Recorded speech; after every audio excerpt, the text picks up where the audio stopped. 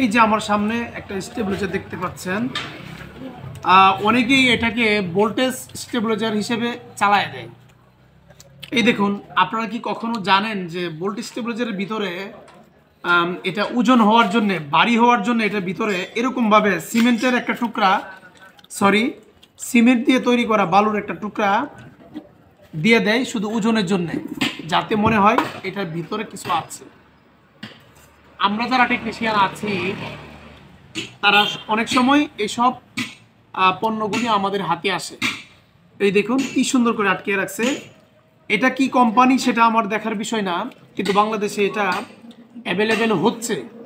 অনেক এলাকাতে হতে পারে, নিম্ন শিক্ষিত এলাকায় এইসব স্টেবিলাইজারগুলি যেসব দোকানদাররা, বিশেষ করে ফ্রিজের শোরুমের যে মালিকগুলো আছে, তারা এরকমভাবে মানে কাকে যে পুশ করা যাবে ওরা তো ঠিকই বোঝে।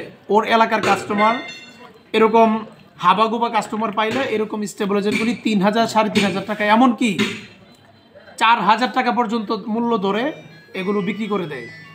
বিশেষ করে যারা বাকিতে ফ্রিজ নেয়, বিশেষ করে শোরুমের মালিকগণ অথবা যে ফ্রিজের যে ডিলার আছে, তারা বলে কি যে ফ্রিজের সেফটির জন্য একটা স্টেবিলাইজার দরকার।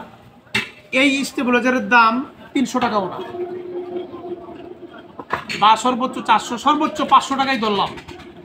কিন্তু এই স্টেবিলাইজারগুলি আমরা যখন অনেক বাসাতে যাই, যখন তাদেরকে বলি যে আপনার স্টেবিলাইজার কত টাকা দিয়ে কিনছেন, অথবা ফ্রিজের কাজ করতে যখন যাই, তখন আমরা দেখি যে ফ্রিজের মূল্য ৩০,০০০ টাকা, আনুমানিক বলছি, স্টেবিলাইজারের মূল্য ৩,০০০ টাকা। তাহলে ফ্রিজ থেকে তো তারা ব্যবসা করলোই, পাশাপাশি স্টেবিলাইজার থেকে তারা ৩ থেকে ৪,০০০ টাকা ব্যবসা করে দেবে। আর গরিব মানুষ তারা যখন মনে করে যে স্টেবিলাইজার ফ্রিজকে সেফটি দিবে, ৩০-৪০,০০০ টাকা দামের ফ্রিজটাকে মানে সেফটি রাখার জন্যে, নিরাপদ রাখার জন্যে এরকম স্টেবিলাইজার দরকার, তখন তারা নিয়ে নেয়। এরকমভাবে বাজে মাল, মানে খারাপ কোয়ালিটি, একদম লো কোয়ালিটি, এক ধরনের অসাধু ব্যবসায়ী তারা এই কাজ করতেছে। বিশেষ করে আপনারা যারা স্টেবিলাইজার কিনবেন, তারা জেনে শুনে বুঝে, ভালো ব্র্যান্ড দেখে, গ্যারান্টি সহকারে, প্রয়োজনে যারা স্টেবিলাইজার সম্পর্কে জানে বুঝে তাদেরকে নিয়ে একটা স্টেবিলাইজার কিনবেন। না হলে এরকমভাবে ৫০০ টাকার স্টেবিলাইজার আপনারা কিনতে পারেন ৩ থেকে ৪,০০০ টাকা দিয়ে। ধন্যবাদ সবাইকে। নিজে সচেতন থাকুন, অন্যকে সচেতন রাখুন, নিজে নিরাপদ থাকুন, সবাইকে ভালো রাখুন।